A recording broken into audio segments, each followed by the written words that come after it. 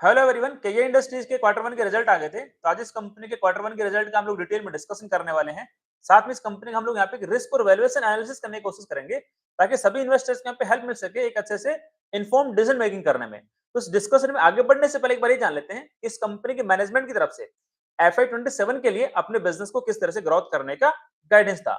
तो फर्स्टली बात कर लेते हैं वॉल्यूम ग्रोथ के पर्सपेक्टिव से। तो मैनेजमेंट का गाइडेंस था कि हमारा FY 27 के अंदर जो एक्सपेक्टेड वॉल्यूम ग्रोथ रहेगा लगभग 17 से 18% के आसपास में रहेगा। और यदि बात करें रेवेन्यू ग्रोथ के पर्सपेक्टिव से, तो मैनेजमेंट का एक कहना था कि यदि मेटल के प्राइसेस यहाँ पे स्टेबल रहते हैं, लाइक कॉपर और एल्यूमिनियम के प्राइसेस स्टेबल रहते हैं, तो हमारा रेवेन्यू का ग्रोथ रेट में भी यू कैन से 20% प्लस की ज्यादा रेट से यहाँ पे डिलीवर हो सकता है, वही 21, 22, 23% के आसपास में। और यदि मेटल के प्राइस यहाँ पे दौड़ जाते हैं, तो में भी हमारा रेवेन्यू का growth rate you can say 25 से 30% के आसपास यहाँ पे डिलीवर हो सकता है। और यदि बात करें EBITDA मार्जिन के पर्सपेक्टिव से, तो मैनेजमेंट का गाइडेंस था कि हमारा EBITDA मार्जिन लगभग 10.5 से 11% के आसपास में रहेंगे। और यदि बात करें एक्सपोर्ट कंट्रीब्यूशन के पर्सपेक्टिव से कि टोटल रेवेन्यू के अंदर एक्सपोर्ट रेवेन्यू का कंट्रीब्यूशन कितना रहेगा, तो लोग टारगेट कर रहे थे लगभग 20% के आसपास में टोटल रेवेन्यू का। एंड साथ में यदि बात करूं कैपेक्स के पर्सपेक्टिव से, तो मैनेजमेंट का गाइडेंस था कि हम लोग FY 27 के अंदर लगभग 600 से 700 करोड़ रुपए के आसपास में यहाँ पे कैपेक्स करने का प्लान कर रहे हैं।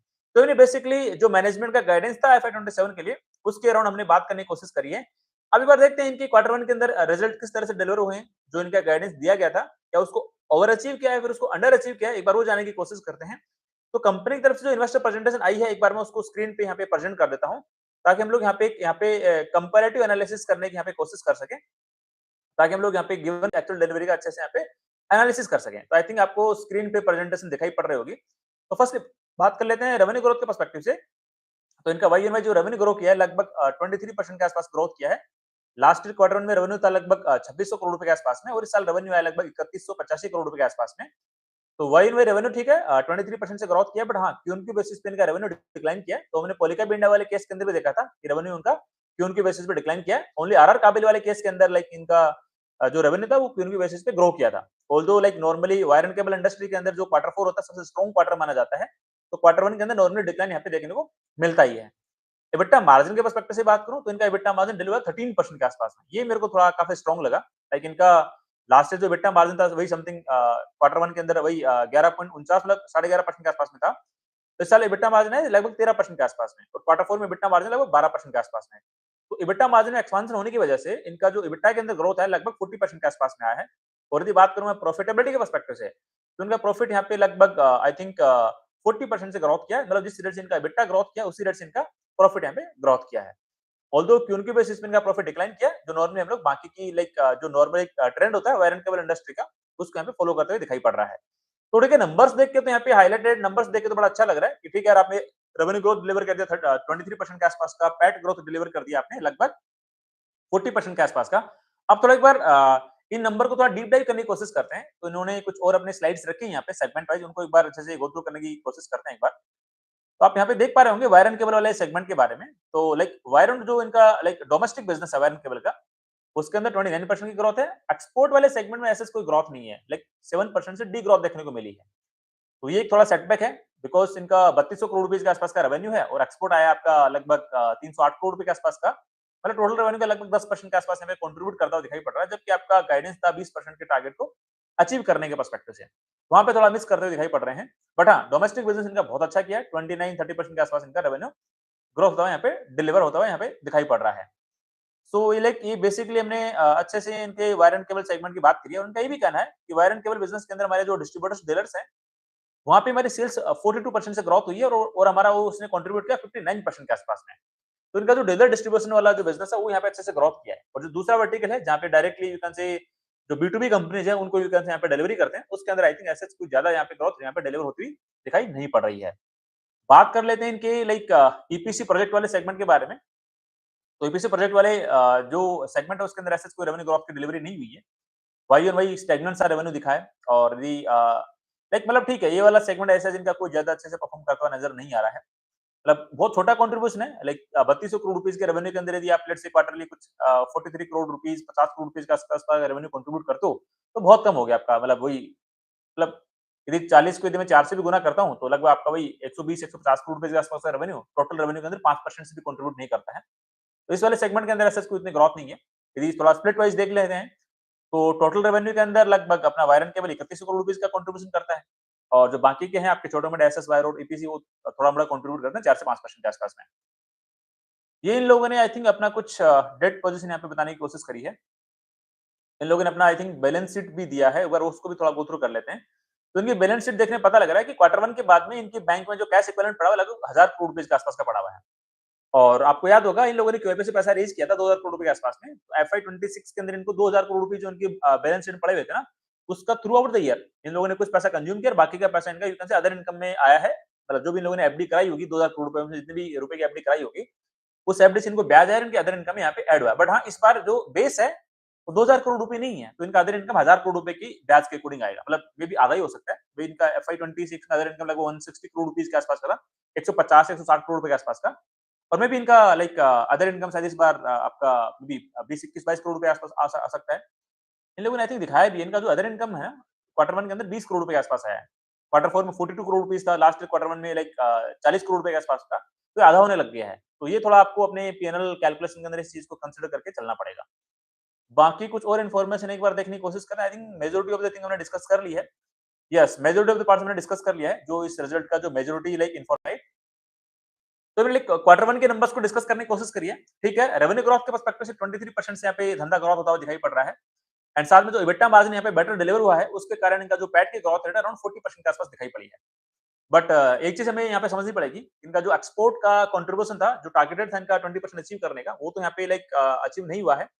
वो तो साफ-साफ यहाँ पे दिखाई पड़ रहा है कि अचीव तो नहीं हुआ है। बट हाँ, ये लोग एफर्ट तो मार ही रहे हैं अपना वो रेवेन्यू को अचीव करने के पर्सपेक्टिव एक्सपोर्ट वाले सेगमेंट को। यदि एक्सपोर्ट वाले सेगमेंट के अंदर यदि लोग अच्छे से ग्रोथ करते, तो मे बी ओवरऑल इनका बिजनेस में भी अराउंड 25-30% से ग्रोथ हुआ दिखाई पड़ सकता था। बट ठीक है, अभी नहीं किया है। एक्सपोर्ट का कंट्रीब्यूशन भी इनका अभी टोटल रेवेन्यू का लगभग 10% के आसपास यहाँ पे कंट्रीब्यूट करता हुआ दिखाई पड़ा है। तो 20% तक पहुंचना इट्स अ लॉन्ग जर्नी। देखते हैं किस तरह से लोग एग्जीक्यूट कर पाते हैं। बट हाँ, लाइक एक चीज मेरे को यहाँ पे देखा है कि इनका जो इबिटा मार्जिन में एक्सपांशन हुआ ना, उसके अंदर कितनी स्टेबिलिटी आएगी, एक बार वो देखना पड़ेगा। एक बार कॉन कॉल में पता लगेगा कि मैनेजमेंट यहाँ पे अपना इबिटा मार्जिन का जो गाइडेंस है उसको अपवर्ड रिवाइज कर रही है कि नहीं कर रही है। बिकॉज नॉर्मली इनका गाइडेंस वही लगभग 10.5 से 11% के आसपास होता था। इनका कहना था कि इनका जो सानत का जो फेज 2 प्लान जब आएगा, उस टाइम पे मे बी इनके EBITDA margin year on year like 25 basis point के आसपास में इंक्रीज हो सकते हैं। मतलब पहले वही 10.5 से मे बी से पौने 11, देन 11, फिर सवा 11, देन फिर उसी तरह से इंक्रीज होने का इन लोगों ने प्लान दिया था क्वार्टर 4 की रिजल्ट की कॉन कॉल के अंदर। बट इस बार तो जंप आया इबिटा मार्जिन के अंदर, तो एक बार देखना पड़ेगा इस बार कॉन कॉल के अंदर ये लोग क्या क्लैरिटी देते हैं यहाँ पे। यदि इनका कहने का ये लॉजिक रहे कि हम लोग यहाँ पे स्ट्रक्चरली इबिटा मार्जिन को even you can say upward revise कर रहे हैं, तो बात अलग है। बट देखते हैं एक बार कॉन कॉल में क्लैरिटी मिलेगी। बट आगे की जो हम लोग कैलकुलेशन करेंगे उसके अंदर तो इबिटा मार्जिन जो इनका गाइडेंस था 10.5 से 11% के आसपास का, उसी को कंसीडर करते हुए यहाँ पे हम लोग सारे कैलकुलेशन करेंगे। मे बी अपर रेंज ले सकते हैं 11% के आसपास की। बट उसके अंदर ये चीज आप थोड़ा दिमाग लगाना कि मे बी इनका जो अपर रेंज लेंगे तो इनका 0.50% का जो एक्स्ट्रा एब्सोल्यूट इबिटा बनेगा, वो थोड़ा कॉम्पेंसेट हो जाएगा इनके अदर इनकम से। बिकॉज़ लास्ट ईयर इनका अदर इनकम 150 160 करोड़ रुपए के आसपास में था। क्वार्टरली वही 40-45 करोड़ रुपए का अदर इनकम आया करता था। इस बार क्वार्टरली वो 20 करोड़ के आसपास होगा। तो मे बी अराउंड अराउंड आपका 70-80 करोड़ रुपीस के आसपास का यू कैन से इनका अदर इनकम शायद कम आएगा। वो मैंने आपको लॉजिक भी बता दिया है, बिकॉज़ बैलेंस शीट में अभी कितना कैश पड़ा हुआ है, 1000 करोड़ रुपए पड़ा हुआ है। उसी का तो ब्याज आएगा ना, मतलब तो वो वाला एंगल आपको एक बार देखना पड़ेगा। तो ठीक है, ओवरऑल कह सकते हैं इनके जो लाइक रिजल्ट आए क्वार्टर 1 के एज़ सच ठीक है, अच्छे रिजल्ट है। मतलब एज़ सच कोई खराब रिजल्ट तो नहीं बोलूँगा। स्पेसिफिकली जो इबिटा मार्जिन में एक्सपांशन हुआ है, वो स्ट्रक्चरल एक्सपांशन है कि या फिर वो वन टाइम है, वो एक बार देखना पड़ेगा। यदि स्ट्रक्चरल एक्सपांशन है और लाइक ये लोग अपना इबिटा मार्जिन को अपग्रेड करेंगे, रिवाइज करेंगे 13% के आसपास में, 12.5 12 से 13% के आसपास में, तो अच्छा होगा। एक बार देखते हैं रिजल्ट में, कमेंट्री में लाइक मैनेजमेंट क्या बोलता है, वो एक बार देखना पड़ेगा। अब एक बार इस कंपनी को थोड़ा रिस्क और वैल्यूएशन एनालिसिस करने की कोशिश कर लेते हैं। तो रिस्क एनालिसिस के पर्सपेक्टिव से यहाँ पे 1-2 ही चीज़ नज़र आती है, कोई बड़ी चीज़ें नहीं है। ऑल्दो स्टेबल कंपनी है, यू कैन से 50,000 करोड़ रुपए के आसपास की मार्केट कैप वाली कंपनी है और आपको तो पता ही है वायर एंड केबल सेगमेंट का कितना अच्छा you can say like Tailwind चल रहा है सेक्टर के अंदर, तो उसका फायदा मिल रहा है। तो ऐसा कोई मेजर रिस्क नहीं है, बट एक रिस्क यहाँ पे नज़र आती है। जो मेटल के प्राइसेज़ है ना, कॉपर और एल्यूमीनियम के प्राइसेज़ लास्ट के 1 साल में अराउंड 40% के आसपास ग्रो कर गए हैं। तो मेटल के प्राइसेज़ ग्रो करने के कारण इन सारी कंपनीज़ ने, चाहे बोले वो पॉलीकैब हो, चाहे आरआर काबिल हो, चाहे केए इंडस्ट्रीज हो, अच्छा खासा यहाँ पे धंधा ग्रोथ करता हुआ डिलीवर हुआ है। तो पॉइंट ये आता है, यदि मेटल के प्राइसेज यहाँ से 20-30% शार्पली करेक्ट हो जाते हैं, उस केस के अंदर there is possibility revenue growth, मतलब वॉल्यूम ग्रोथ होने के बावजूद भी शायद रेवेन्यू की ग्रोथ रेट यहाँ पे स्टेगनेंट दिखाई पड़ सकती है। तो एक वाला हिडन रिस्क है जो यहाँ पे आपको लाइक नजरअंदाज नहीं करना चाहिए। तो ये चीज आप दिमाग में रख के चलना, यदि आपके मेटल के प्राइसेज यहाँ पे शार्प करेक्शन आता है 30-40% के आसपास का, 25% के आसपास का, उस केस के अंदर 17-18% का वॉल्यूम ग्रोथ होने के बावजूद भी रेवेन्यू ग्रोथ रेट में भी स्टेगनेंट दिखाई पड़ सकती है। वो एक बार फैक्टर आप ध्यान में रखना। और हाँ, यदि मटेरियल प्राइसेस स्टेबल रहते हैं, प्लस माइनस 4-5%, 10% के आसपास रहते हैं, तो ऐसे इनके कोई रेवेन्यू पे उतना रेवेन्यू ग्रोथ पे ऐसा कोई बड़ा दिक्कत नहीं आएगा। तो काइंड ऑफ है जो आपको बैक ऑफ द माइंड ये चीज कंसिडर करके चलनी पड़ेगी यदि आप इस सेक्टर को अपना कैपिटल एलोकेट करते हो, उस वाले केस की बात कर रहा हूं मैं। अब एक बार इस कंपनी का थोड़ा वैल्यूएशन एनालिसिस करने की कोशिश कर लेते हैं। तो देखो यार, इस कंपनी का करंटली मार्केट कैप कितना है, लगभग 48,000 करोड़ रुपए के आसपास में है। और FY26 का धंधा कितना हुआ था, आई थिंक 11,700 करोड़ रुपए के आसपास का रेवेन्यू बना था। प्रॉफिट कितना बना था, आई थिंक 920 करोड़ रुपए के आसपास का प्रॉफिट बना था। अब बात ये आती है कि यदि मतलब यहाँ पे कंडीशनल चीजें आती है, मैं मान के चल रहा हूँ कि मेटल के प्राइसेस यहाँ पे स्टेबल दिखाई पड़ेंगे FY27 के अंदर। उस यूज केस को कंसिडर करते हुए यहाँ पे मैं वैल्यूएशन एनालिसिस कर रहा हूँ। यदि मेटल के प्राइस यहाँ से बहुत दौड़ जाएंगे या फिर शार्पली करेक्ट हो जाएंगे, उस केस को यदि ऐसा कुछ होता है, तो ये जो मैं एनालिसिस कर रहा हूँ सारा मतलब फॉल्स हो जाएगा, वो फिर कोई लॉजिक नहीं रहेगा इस कैलकुलेशन का। बट फिर भी मैं एक बार मेटल के प्राइसेस को स्टेबल रखते हुए ये वाली कैलकुलेशन यहाँ पे करने की कोशिश कर रहा हूँ।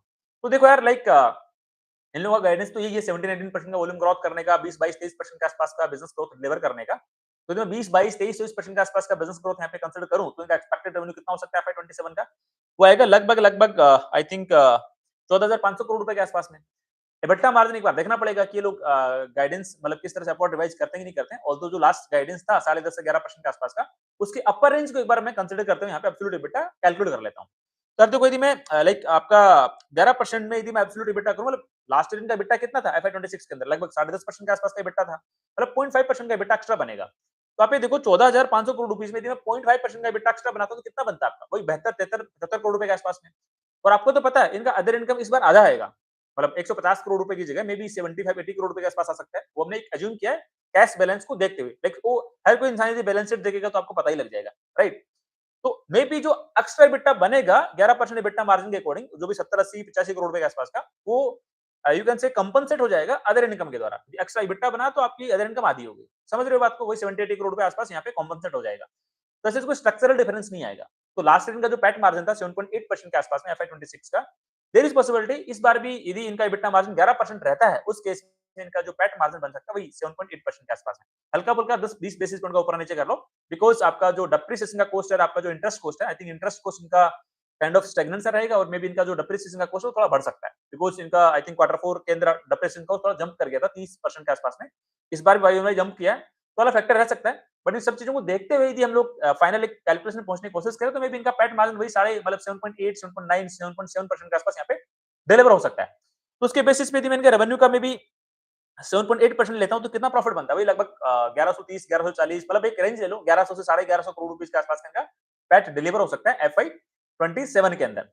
एंड यदि इनका जो मार्केट कैप है 48,000 करोड़ रुपए के आसपास का, उसके अंदर यदि मैं इनका पैट अमाउंट का डिवाइड करता हूँ, तो दी फॉरवर्ड पी रेशियो कैलकुलेट करने के लिए, तो आपका फॉरवर्ड पी कितना आएगा? आई थिंक 41-42 के आसपास आएगा। एंड धंधे की ग्रोथ रेट कितनी है? लगभग वही 22-23% के आसपास में। तो यदि मैं इस कंपनी का फॉरवर्ड पी रेशियो कैलकुलेट करना चाहूँ, तो कितना आएगा? मतलब फॉरवर्ड पी रेशियो के अंदर मेरे को बिजनेस ग्रोथ रेट का डिवाइड करना पड़ेगा।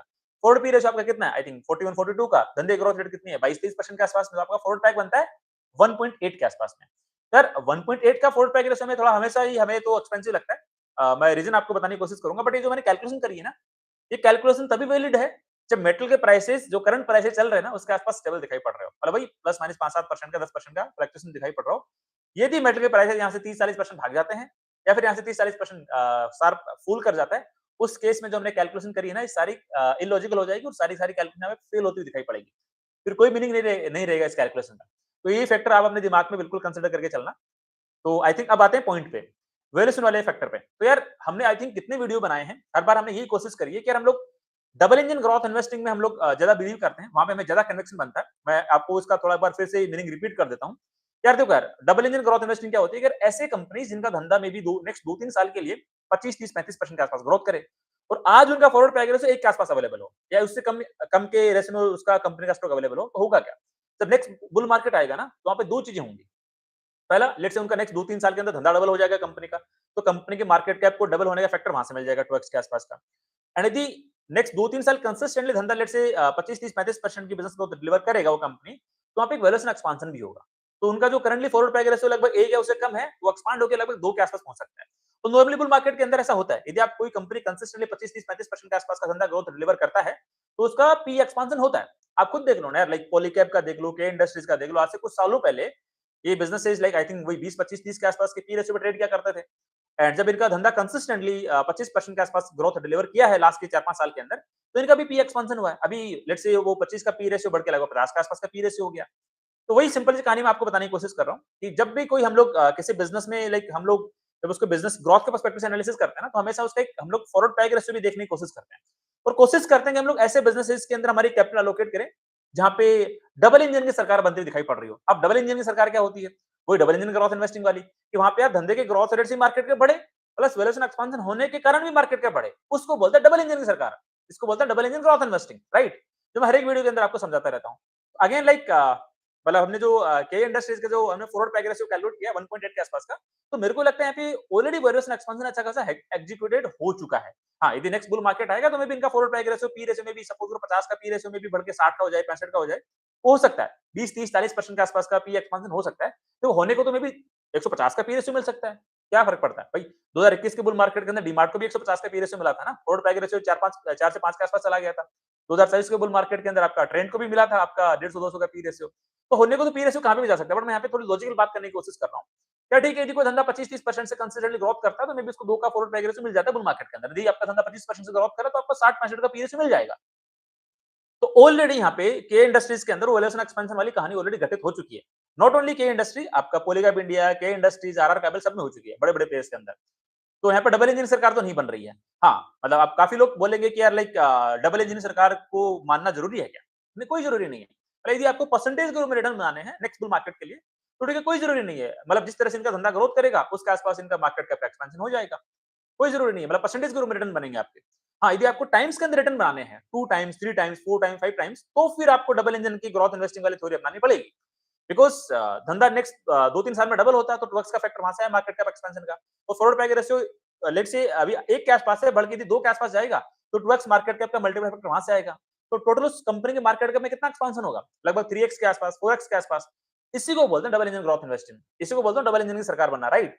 तो वाला फैक्टर आपको चेक करना पड़ेगा। यदि लिटरली लाइक आपको मतलब यदि मतलब केवल परसेंटेज के रूप में रिटर्न बनाने हैं कि जितना धंधा ग्रोथ किया उतना रिटर्न आपको मिल गया, दैट्स ग्रेट। तो ठीक है, मतलब उसके लिए जो बड़े कंपनीज हैं जहाँ पे अच्छे खासे बिजनेसेस की ग्रोथ डिलीवरी हो रही है, लाइक पॉलीकैब, केए इंडस्ट्री, आरआर कैबल, ठीक है, ऐसा कोई दिक्कत नहीं है। बट अगेन मतलब जहाँ पे आपको लेट्स से आपको लगना है कि आपको यदि स्ट्रेटजी है कि नेक्स्ट बुल मार्केट तक मेरे को डबल इंजन ग्रोथ इन्वेस्टिंग के द्वारा मेरे पोर्टफोलियो को you can say may be 3x के आसपास मल्टीप्लाई करना है, तो उसके लिए फिर आपको डिफरेंट स्ट्रेटजी मे बी अपनानी ही पड़ेगी। वो एक तरीका निकल के आता है डबल इंजन ग्रोथ इन्वेस्टिंग, उसके पर्सपेक्टिव से आपको एक बार देखना पड़ेगा। तो अगेन मैं वैल्यूएशन एनालिसिस पे ज्यादा कमेंट्री नहीं दूंगा। आई थिंक जो मैंने अब आपको बताने की कोशिश करी है, आपको समझ में अभी तक आ गया होगा। तो एग्जैक्टली राइट, ये मैंने जस्ट एक के इंडस्ट्रीज को लेके एक मेरा वैल्यूएशन एनालिसिस वाला फैक्टर भी आपको बताने की कोशिश करी है। एंड के इंडस्ट्रीज के अराउंड मेरा एक होल सोल मेरा पर्सपेक्टिव, मेरा थॉट प्रोसेस भी आपको देने की कोशिश करी है कि मेरी तरफ से स्टॉक रिकमेंडेशन बिल्कुल भी नहीं है। आप लोगों ने खुद की रिसर्च करना, खुद का एनालिसिस करना एंड जो आपके इन्वेस्टमेंट एडवाइजर है उनसे डिस्कस करके डिसाइड करना कि आपको इस कंपनी को अपनी वॉच लिस्ट का पार्ट बनाना है या पार्ट नहीं बनाना है। बिकॉज मैं बारी बारी से कहता रहता हूँ कि I am not a SEBI registered research analyst, I am not a SEBI registered investment advisor, so I am not authorised to give stock recommendation. मेरा हमेशा इतना टारगेट होता है कि मैं आप लोगों को इतना सिखा दूं, इतना समझा दूं, आप लोग भी अच्छे से सीख के as a independent active growth investor बन के अपने पोर्टफोलियो का डिसीजन इंडिपेंडेंटली खुद से लेना स्टार्ट कर दो। तो ठीक है, यदि आपके कोई क्वेरी क्वेश्चंस डाउट्स हैं तो डेफिनेटली आप मेरे को कमेंट सेक्शन पूछ सकते हो। आई विल ट्राई मैं आपके सारी क्वेरी क्वेश्चंस का आंसर करने की वहां पे कोशिश करूं। तो ठीक है, आज के लिए इतना ही, मिलते हैं नेक्स्ट वीडियो में, तब तक के लिए थैंक यू, बाय बाय।